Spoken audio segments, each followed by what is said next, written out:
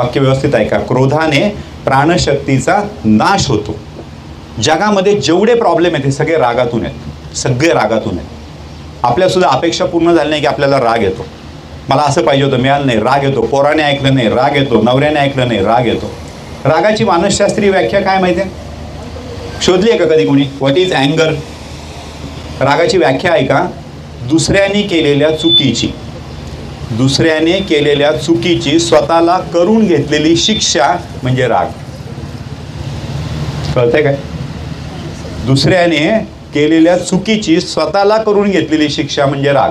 पोरग मनासारखं वागलं नाही, बापाला राग येतो. अरे चूक तुझी नाही आहे दादा, तो तसा वागलेला नाही आहे. बायकोला राग येतो, नवऱ्याने मनासारखं केलं नाही. ठीक आहे, त्यांनी केलं, तू कशाला राग करून घेतेय? आणि राग आला तर हार्ट कोणाचं बंद पडणार आहे? तुझं का त्याचं? तुझं पडणार आहे. कायम लक्षात ठेवा, राग ज्याला येतो त्याला हार्ट अटॅक येतो. ज्याच्यामुळे येतो त्याला अजिबात अटॅक येत नाही.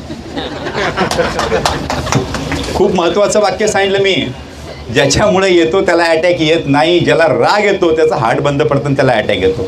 मग असं जर असेल तर आपण रागवणं हे शहाणपणाचं लक्षण आहे का मूर्खपणाचं लक्षण आहे? त्यामुळे रागवायचं नाही. प्रत्येक गोष्ट शांतपणे सांगायची. आणि कुठली परिस्थिती जर रागावर नियंत्रित करायची असेल ना तर 30 सेकंड फक्त स्वतःला शांत ठेवायचं.